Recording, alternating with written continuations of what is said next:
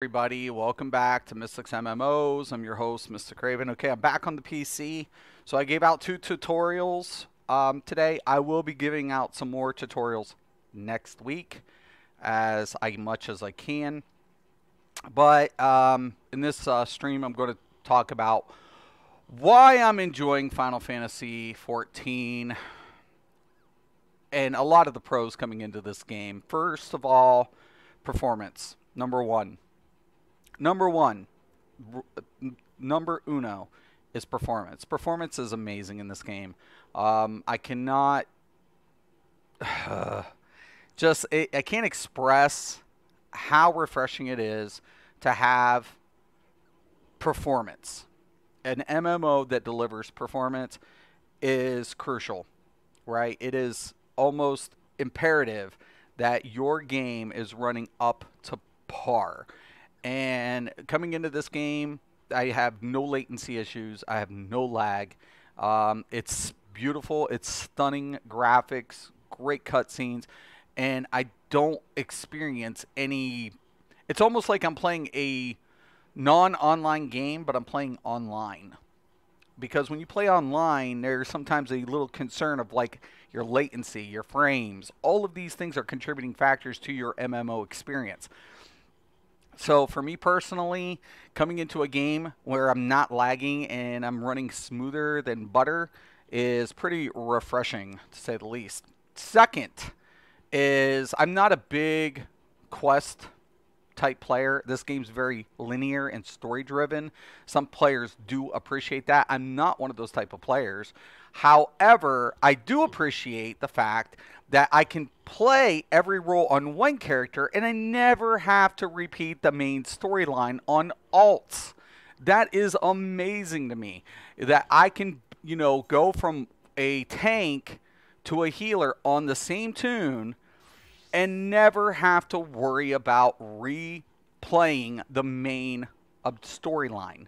So even though there is a storyline present in Final Fantasy XIV and it is very linear, my progression on my character is based on my jobs, individual jobs in individual progression versus having to repeat the story over and over and over again. So thumbs up. Big kudos. Thank you, thank you, thank you, thank you. So refreshing. Also, with that note, being able to play every job is also, it's time consuming, but at the same time rewarding to be able to, put as much time as you want in your character and in your game experience. If you want to main one character, if you want to be more versatile and have multiple characters to switch from between dungeons and raiding, this game offers that up front without saying, oh, well, I have to level a healer because my guild just lost their healer. We don't have a healer. So, yeah, I'm going to level a new character all over again and start from scratch and do the whole storyline over again, everything all over again. In this game, it's just like pick up the healing class, level it up. Boom. Okay. Moving on. So, yeah, really refreshing as well. Also, macros. I like a third reason, cross-platform. Not only am I able to play on the PC, but I'm also playing with PlayStation players. So PlayStation players and PC players play on the same servers, right? Now, there are multiple servers to pick from, but if I'm playing on Cyrene and a PlayStation player plays on Cyrene, we're playing on the same server. So there's no, separate servers to say, oh, this is only PC server. Oh, this is only PlayStation server. No, it's the server and players are cross-platformed, meaning they share the same server. Not only that, I can also log on my PlayStation 4 with the same account. And that is also accessible, very refreshing. Oh, it's amazing. It's an amazing experience, to say the least. So there are a lot of things going good for Final Fantasy XIV. And these are just some of the few of the reasons that I'm enjoying it. Plus, on top of it, the dungeon experience. I'll tell you what, like I've said it in previous streams, I haven't had as much fun doing dungeon crawling in the longest time. I mean, it takes me back to the days that, you really appreciated developers and the content they put into dungeons. And this game does not hold back. This game will say the mechanics can be a little, different from each dungeon, um, rightfully so. But they put a nice twist to certain mechanics. And even though I'm not one for ground bay, plot's good too.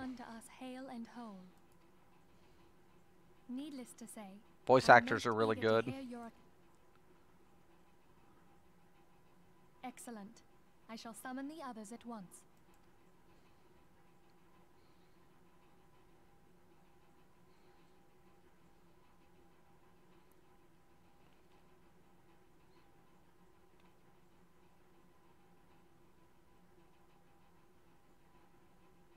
Iceheart used her own body as a vessel for a primal soul?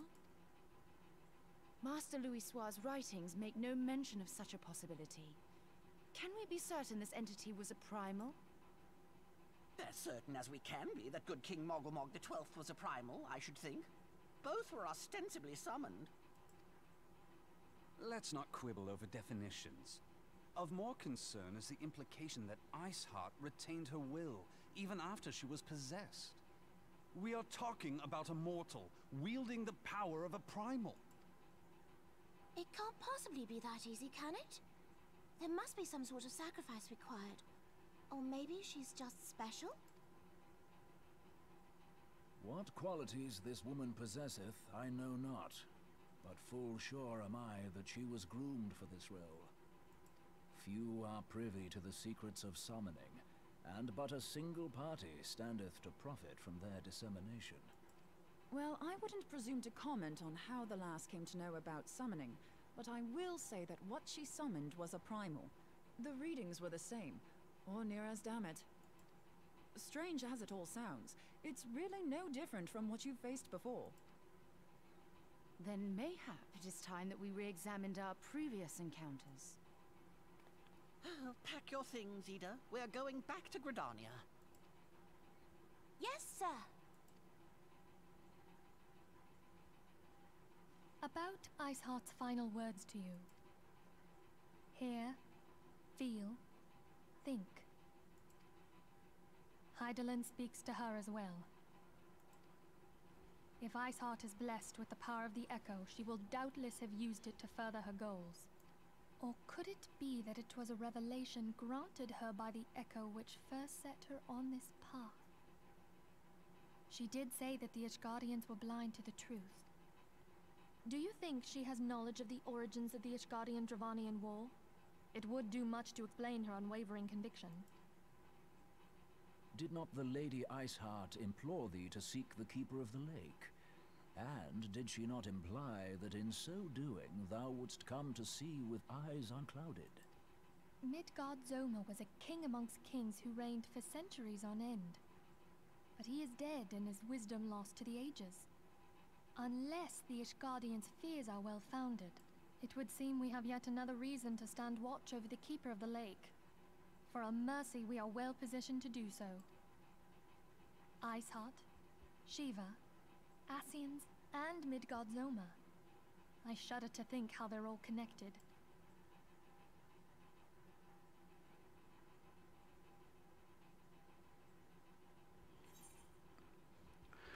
All right.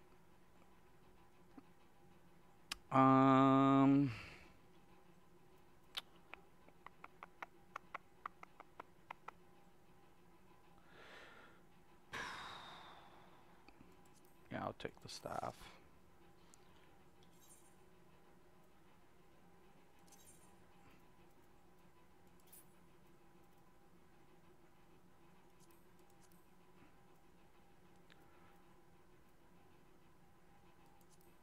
All right. There we go. Switch my roles.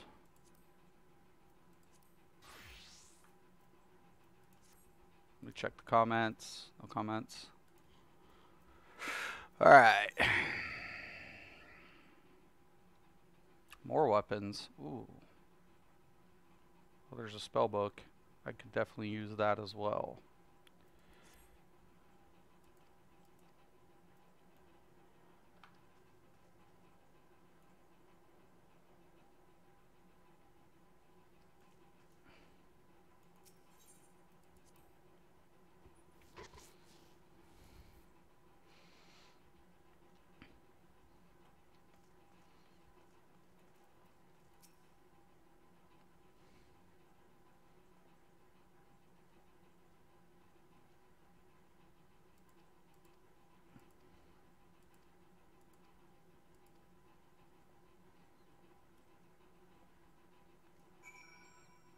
Okay, once again, I always open my map. And then I'm going to teleport.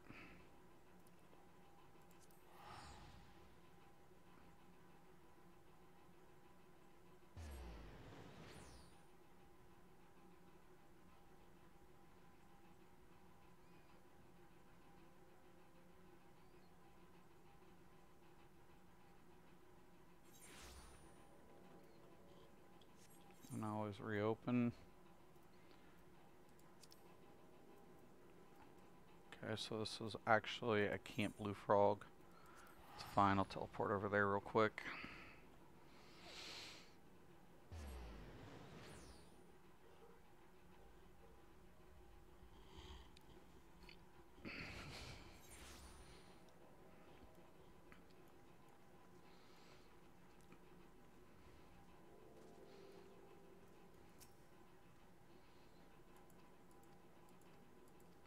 Okay.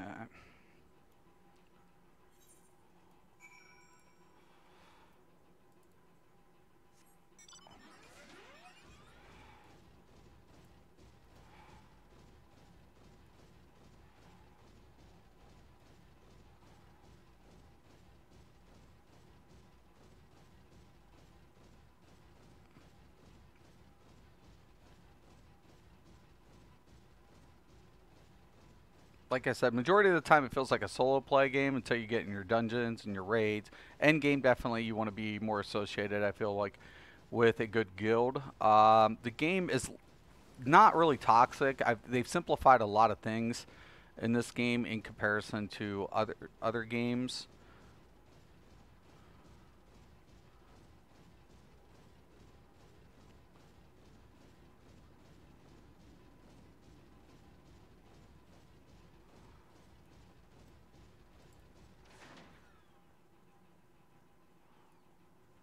Alright. It's a duty, solo duty. You'll get these throughout the gaming experience.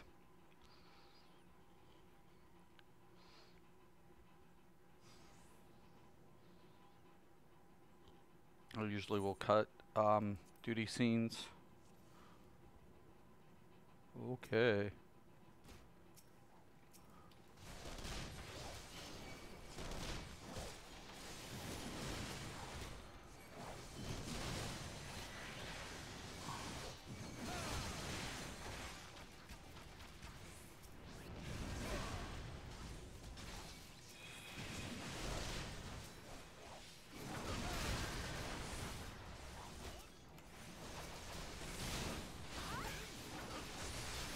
My bar's not up.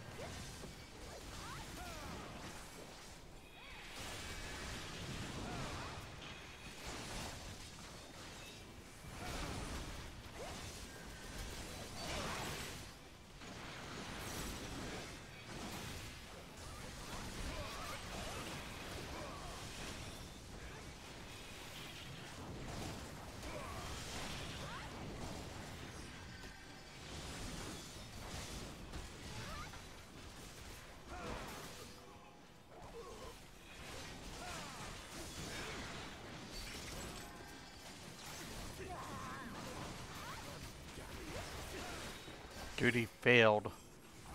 I'm missing something. Maybe I need to pull him away a little bit more. It can happen, even when you don't die. Okay. Let me check it out. Okay.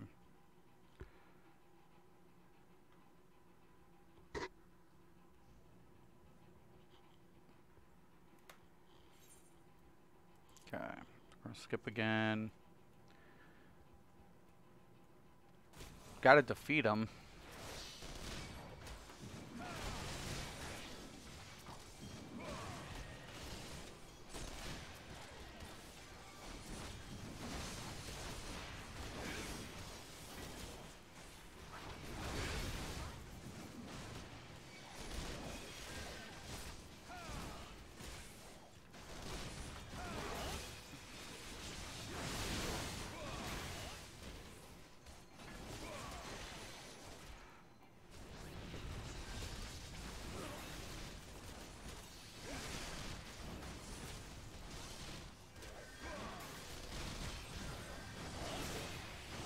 Why does that keep dropping?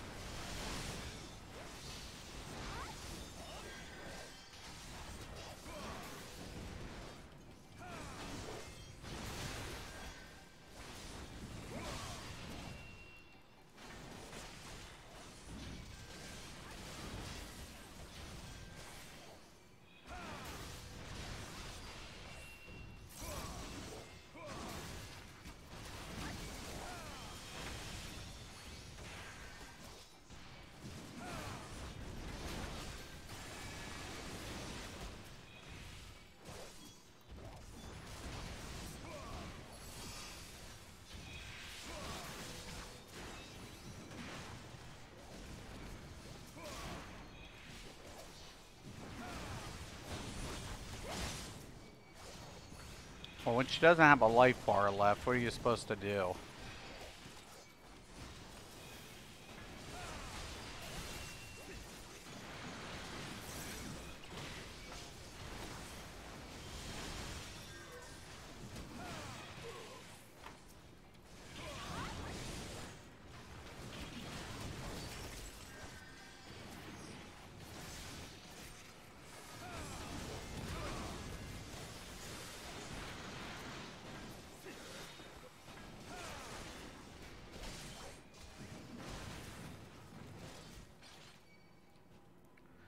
Nice. We got it that time.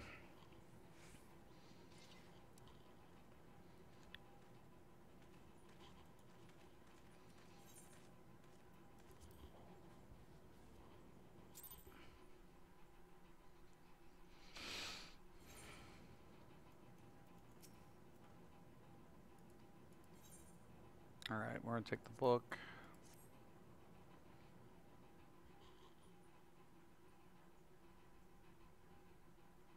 I've heard. Truly bothersome business. No, I do not foresee a problem on that front. The main concern is Roban. There is no telling what the brute might do. Have the blades watch him in the flames day and night. You may leave the Sultana to me. I shall personally attend her grace.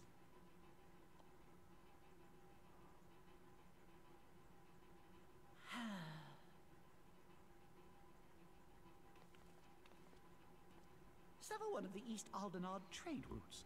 That ought to keep Lolorito occupied for a while.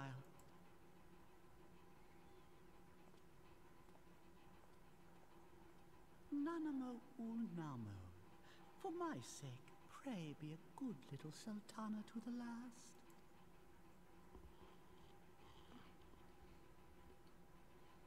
Well, he's definitely eyeing that throne.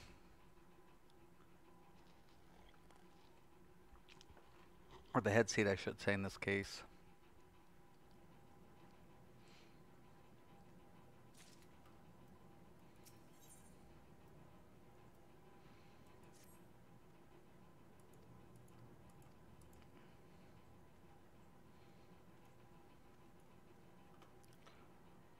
Okay, once again, I'm always going to open up my map. More Donna. So I'm going to go Reverence Toll.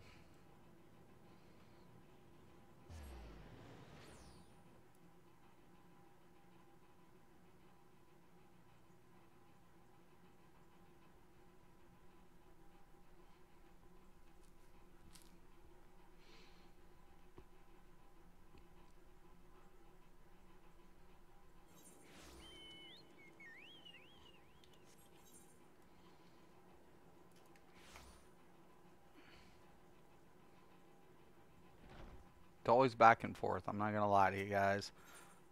If you're not a story-driven player, sometimes you'll just cringe. So, but if you're into stories, good plot, good storyline, good graphics, good animation, good voice acting, all solid.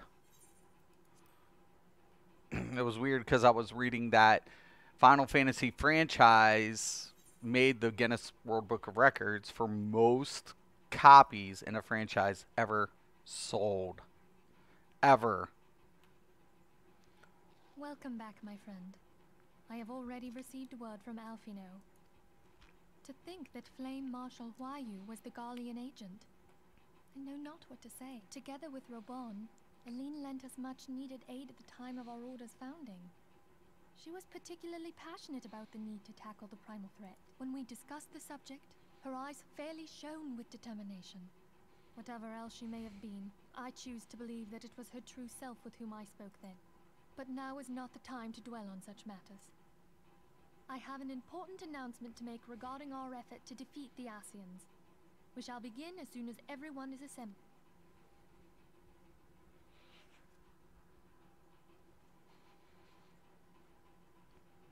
My thanks for coming, friends. Moonbreeder, the floor is yours. By now, I'm sure you're all familiar with white auricite, the miraculous material that'll allow us to capture Asian souls. Back at Snowcloak, we verified its ability to absorb vast amounts of ether. Alas, it leaves something to be desired in the area of stability. The stone can only store ether for a short while before expelling its contents. In addition to auricite's inherent limitations, we must needs be wary of our enemy's strength. Our foe draweth upon an infinite wellspring of power. Even should we succeed in entrapping him, the stone will not long contain his wrath. Meaning that, if we want to kill the swine, we'll have to be quick about it. 'Tis our belief that an Asian soul may be permanently undone, if smitten by a sufficiently concentrated burst of pure ether. The only trouble is, we can't say for sure how concentrated the burst needs to be. Without knowing how much ether an Asian soul is composed of, we're basically guessing. Our sole clue lieth in thy struggle with La Hebrea. During that encounter, Heidelin bid you forge what she called a Blade of Light, a weapon which took the form of a luminous stream of energy. Based on your description, we believe the blade with which you vanquished your foe was composed of ether, Admittedly, your victory proved ephemeral, as La Habrea was able to use a crystal of darkness to flee into the space that lies between our world and the void. The fact remains, however, that Heidelin placed the means to destroy the Ascians in your hands. Be that as it may, it would be unwise to assume that she will do the same when we next encounter such a foe. Quite so, my lady. We must needs find the means to forge our own blade of ether, one to equal that which Heidelin did benevolently bestow upon her champion. That is all well and good, but it seems to me that producing such a blade will require a prodigious quantity of ether. Whence will it come, pray tell? Oh, what if we had 2 pieces of white orosite? One to trap the Ascian, and the other to store the ether for the blade. Oh, nice try. But it's as I said, the stone won't hold ether for any length of time. We'd still need to collect the stuff there and then, sorry to say. And therein lies the rub. Finding a way to create the blade whenever and wherever we choose. 'Twould seem more research is in order. I'm going to linger a while, perform a few more tests on the orosite. And I could do with some help. Urianger, why don't you lend me a hand? Mine apologies, but I am required at the Waking Sands. Lady Minfilia hath given me sole charge of the premises.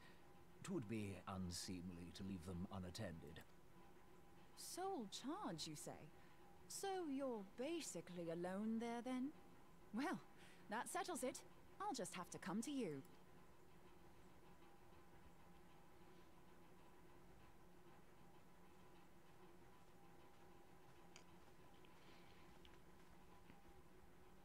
While you were afield, word arrived from the Charlian motherland.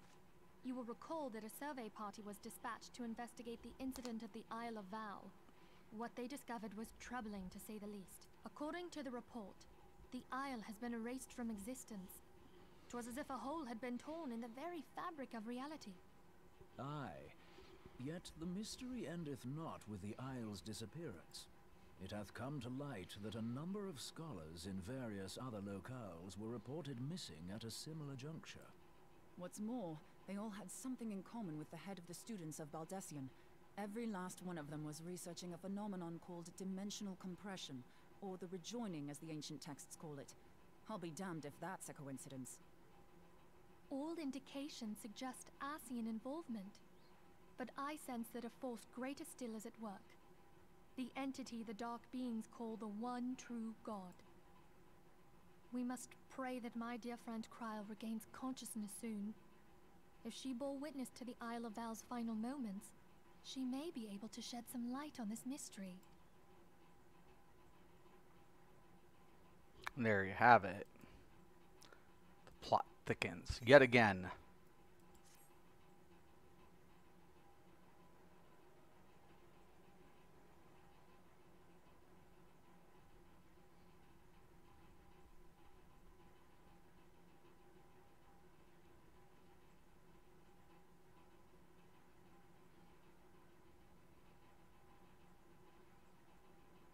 Following the calamity, the forces of the 14th Imperial Legion entrenched themselves in strategic locations across Eorzea. So swiftly did they accomplish this, it was suspected that they had received help. To think that it came from Huayu. Am I right? There is more. We have reason to believe that Huayu didn't deal exclusively with the 14th. She also answered to a higher authority in Garlemald. But this higher authority could not have been the Emperor. By consenting to the Media Project, Solus Zos Galvus showed himself to be more concerned about preventing the spread of primal influence than claiming Eorzea for the Empire.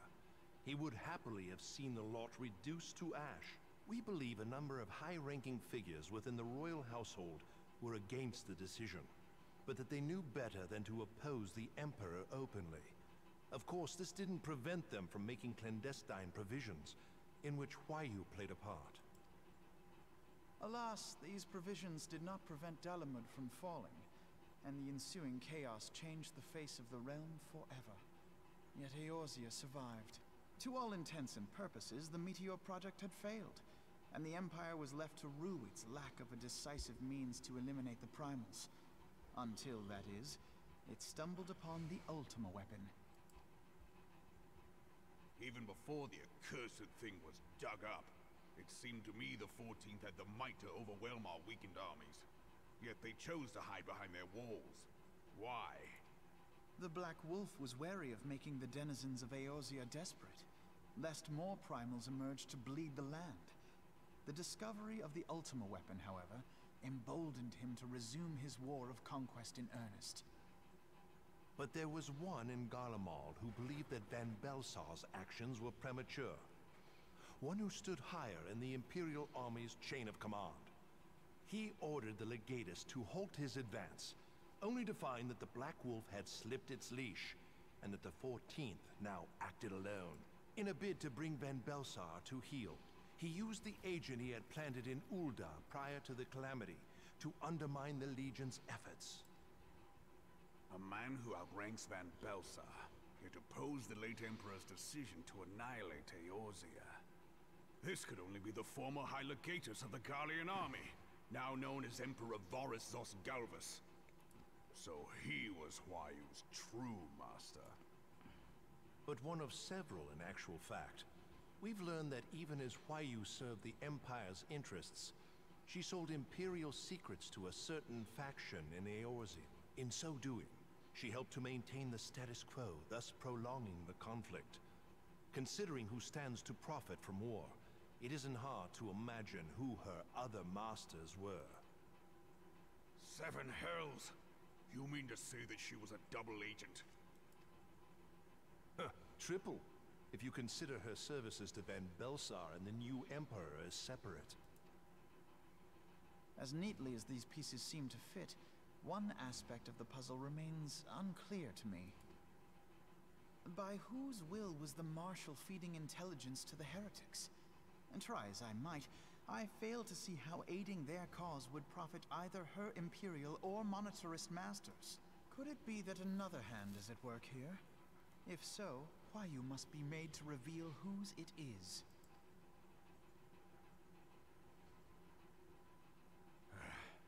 Not only have I lost a trusted friend, now I must interrogate her as a stranger. Not a pleasant task, I grant you, but a necessary one. Unless we weed out the ivy, root, stalk, and stem, it will simply grow back. I know that full well. Those closest to Huayu have already been detained, and I will question them alongside her. General, pray keep in mind that there may be unwitting abettors among them. All will be treated fairly. On that you have my word. Those who are innocent have no cause to fear. You have ever been a friend of truth, General. I hope the unpleasant task of weeding out falsehood will not detain you too long. Though it be for the sake of Eorzea, doubting one's comrades is poison to the soul. And with that, I take my leave.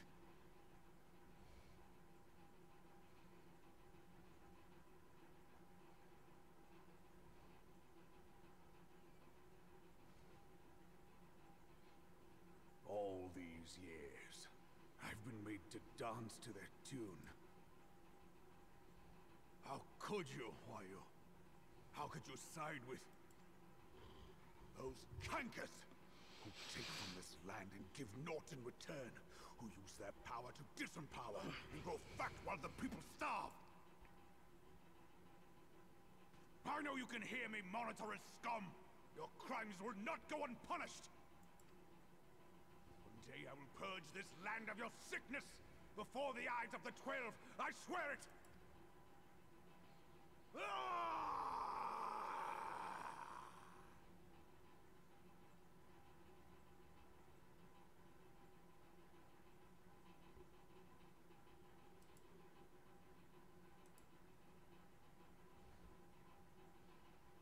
I shall have no further need of you this day, Your Grace.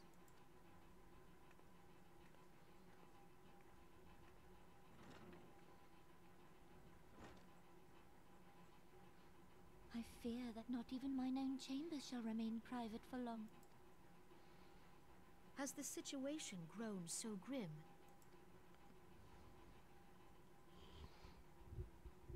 Ever since he proposed the Cartiner Reclamation Bill, Teleji Adeleji has risen to greater prominence upon the backs of impoverished refugees.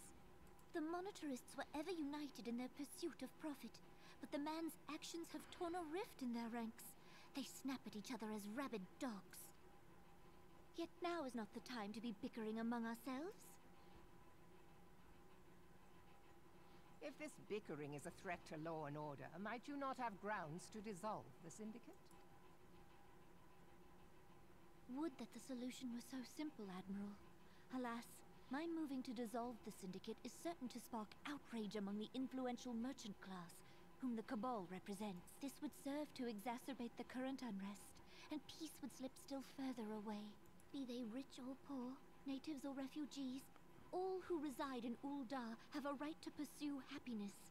It is the duty of a ruler to protect this right. If I am to perform my duty, I must needs tread warily. It would not do to make enemies heedlessly. Were Lord Lolorito here, he would doubtless say that I have my head in the clouds. A ruler is required to take a wide view. Try as we might to cater to all needs, some will inevitably be overlooked. As such, there shall ever be citizens who feel aggrieved. It cannot be helped, but as you have informed us, the monetarists take no view but their own. They hunger for power while the masses starve. In the absence of a common cause, it seems beyond any one individual to make Ul'dah whole. And the presence of a Garlean agent within the Immortal Flames only makes matters worse. Even accounting for Uldah's historic reliance upon mercenaries, such a grievous breach of security is unprecedented. I fear this business will provide the monetarists with a rod to beat Rauban. Eorzea can ill afford for the Immortal Flames to be dampened now. Ere long, the Garleans will turn their ravenous gaze toward our lands once more.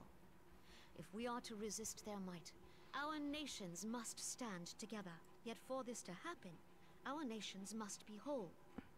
Cannot be done to improve the situation in Ul'dah. The true wealth of Ul'dah lies in the health, happiness, and hopes of her citizens. Alas, the citizens shall never know these things, so long as their lives are ruled by the ambitions of the few. The monetarists claim to represent the best interests of the people, but in sooth they desire only to manipulate them for their own selfish ends. For the government to serve the people, it must be formed of the people. For Ul'dah to move forward, it is not only the Syndicate that must be dissolved.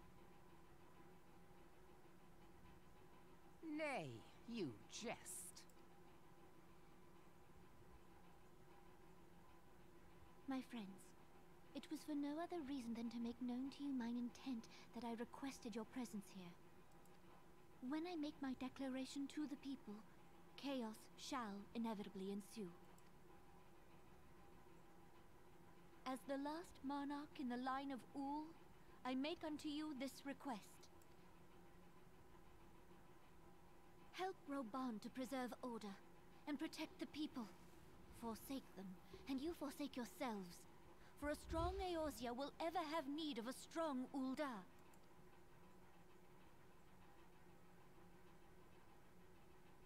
Your Grace, are you certain of this? There is no other way.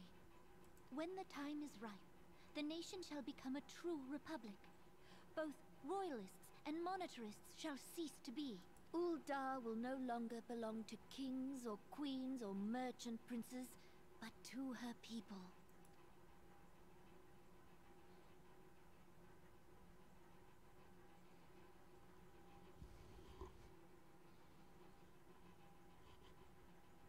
Rauban, forgive me for casting aside all that you have toiled for in my name. Beyond this gesture, I am powerless to help my subjects.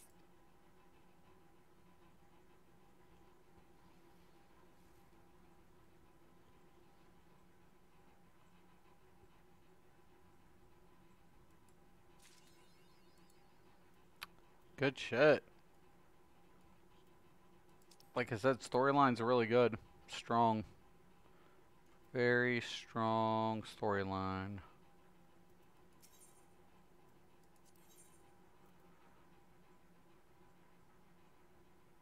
Okay, so I got to do the Naval hard and that Howling Eye hard. Okay.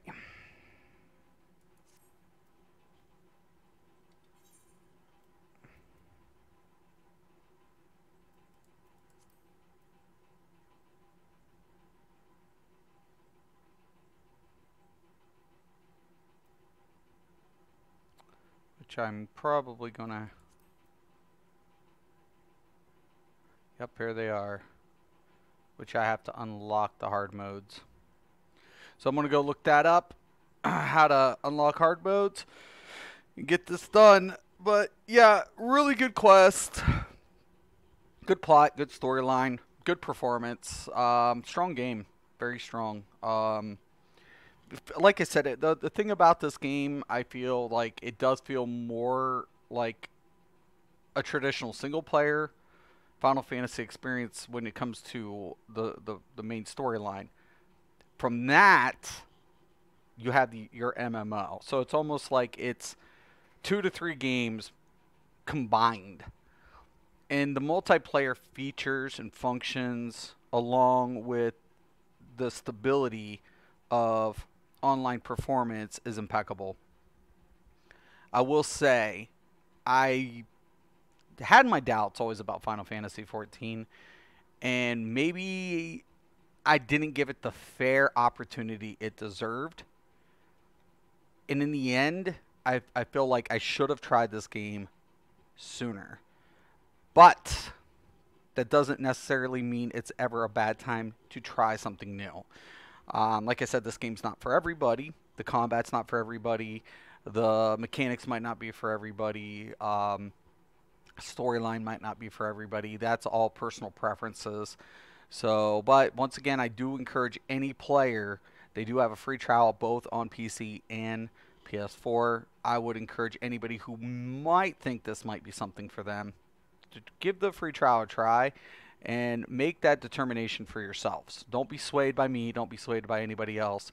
As any product is out there, each should be based on each individual experience and preference. So, with that being said, I want to thank everybody today for watching. Once again, I'm Mystic Raven. This is Mystic's MMOs. And as always, thank you. And have a nice day.